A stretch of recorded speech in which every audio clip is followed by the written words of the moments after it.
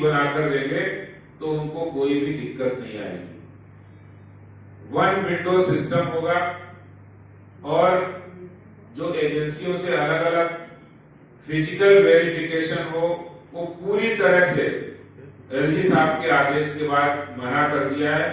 जो भी काम होगा वो ऑनलाइन होगा, कहीं भी जाने को किसी की जरूरत नहीं। रामलीला कमेटी के जितने लोग जो डीडीए और दिल्ली पुलिस और एमसीडी के चक्कर लगाते हैं उनको कहीं भी जाने की जरूरत नहीं।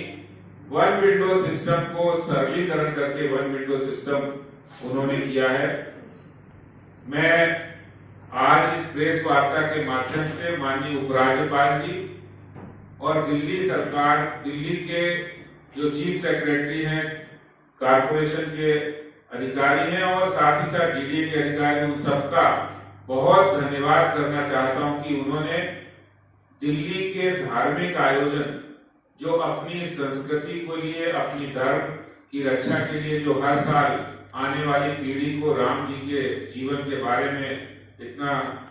रामलीला करते हैं, उसके माध्यम से सांस्कृतिक गतिविधियां होती हैं, मेला और झूलों का आयोजन होता है, उस आयोजन को और ज्यादा अच्छी तरह से कर सके, इसके लिए जो उन्होंने कदम उठाया है, मैं दिल्ली धार्मिक महासंघ को भी धन्यवाद करना चाहता हूं कि उन्होंने ये फोरम बनाया कि दिल्ली के अंदर सभी रामलीला उसके अंतर्गत लिए, और उन्होंने इस सुझाव का भी बहुत स्वागत किया है जिसमें प्रवेश जी ने कहा कि जितने भी आयोजन हैं, चाहे वो रामलीला हो, चाहे वो जन्माष्टमी हो, चाहे वो दुर्गा पूजा हो या छठ पूजा हो, गणेश पूजा हो, दिल्ली में 5-6 बड़े आयोजन होते हैं। इन आयोजनों का भी एक वन विंडो सिस्टम करके उनकी परमिशन, उनकी ग्राउंड का रेंट, उनका जो डीडीए की और कठिनाइयां हैं, फायर की एनओसी हो या किसी भी तरह का लाइसेंस हो, उन सब के लिए सारी एजेंसी हो, उन एजेंसियों में एक रूपता है, कोऑर्डिनेशन हो, इसके लिए वन विंडो सिस्टम करने का जो उन्होंने हमें समाधान दिया है, उसके लिए मैं माननीय एलजी साहब का बहुत धन्यवाद करता हूं। इस तरह के धार्मिक आयोजन में जो समितियां लगती हैं वो अपने जनता से भी बहुत सारा सहयोग लेते हैं, बहुत सारे समाज से सहयोग लेकर करते हैं, तो उनको एक तरफ वो परेशानी होती है, दूसरी तरफ से जो परेशानियां आती थी, अब उन समस्याओं में काफी हद तक समाधान हुआ है। इसके लिए मैं माननीय एलजी साहब का बहुत धन्यवाद करता हूं। हमारे धार्मिक महासंघ के जो पदाधिकारी जिन्होंने मेहनत से इस पूरे काम को किया है, उनको बहुत मैं धन्यवाद करता हूं। यही सारी बातें बताने के लिए आपके बीच में आया हूं, क्योंकि बहुत सारी रामलीला कमेटियों के जो लोग हैं वो बहुत असमंजस में हैं, परेशानी में है, तो ये बात उन तक पहुंचेगी, देश, दिल्ली और पूरी रामलीला कमेटी और धार्मिक आयोजन करने वाले लोगों तक पहुंचेगी। इसके लिए मैं बहुत बहुत धन्यवाद करता हूँ एलजी साहब का, बहुत बहुत धन्यवाद। धन्यवाद जी। अब मैं निवेदन करूंगा माननीय सांसद भाई प्रवेश वर्मा जी से आप सबको संबोधित करें। भाई प्रवेश।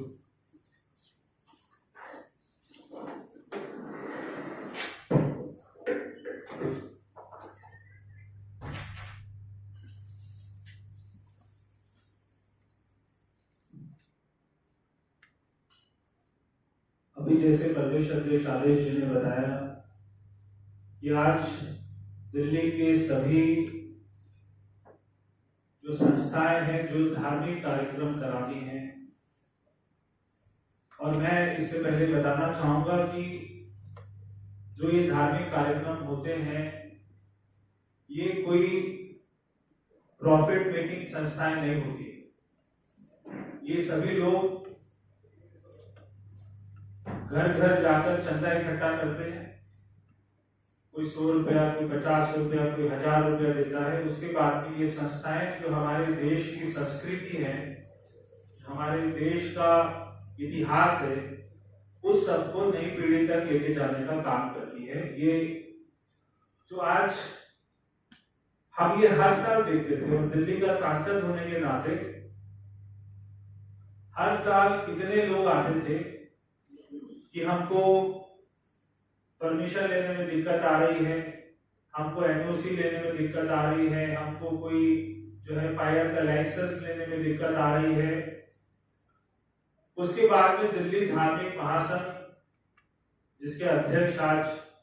यहाँ हमारे साथ में उपस्थित हैं धीरज जी, उनके महामंत्री अशोक गोयल जी, इसके कोषाध्यक्ष गुलशन बेमानी जी, आज आदित्य जी के अध्यक्षता में हम सभी लोग माननीय उपराज्यपाल जी से मिले और आज अभी क्योंकि रामलीला आ रही है, मगर ये केवल रामलीला का विषय नहीं है, ये वो सारे कार्यक्रम जो स्थायी रूप में होते हैं, यानी कि जन्माष्टमी है, दुर्गा पूजा है, सरस्वती पूजा है, छठ पूजा है, गणेश उत्सव है, ये सारे कार्यक्रम जो स्थायी होते हैं, जो हर साल ये संस्थाएं करती हैं, इन सब के लिए एक बहुत बड़ी रियायत आज हमारे माननीय उपराज्यपाल जी ने दी है। मैं उनका धन्यवाद करता हूं। अभी जैसे आदित्य जी ने कहा कि 300% की छूट उन्होंने, जो उसके लिए पैसा लिया जाता था ग्राउंड चार्जेस, जो 66 रुपया पर स्क्वायर मीटर था, आज उसको केवल 15 रुपया स्क्वायर मीटर कर दिया। ये यही सोच के किया क्योंकि ये संस्थाएं कोई प्रॉफिट नहीं कमा रही है, चंदा लेकर काम करती हैं और जितना चंदा आता है उसको लगा देती हैं, इसलिए इनसे ज्यादा धन नहीं लेना चाहिए। जो धन ये सारे लोग लाखों रुपया में होता था, आज वो चंद हजार रुपए में केवल हो जाएगा, तो ये बहुत बड़ी रियायत मिली है। दूसरी एक परेशानी होती थी कि क्योंकि हम सभी रामलीला देखने जाते हैं, जब अपने ऑफिस से आते हैं 8 बजे 7 बजे, उसके बाद में खाना खाते हैं, उसके बाद में 9 साढ़े 9 बजे के करीब में निकलते हैं रामलीला देखने और 10 बजे तक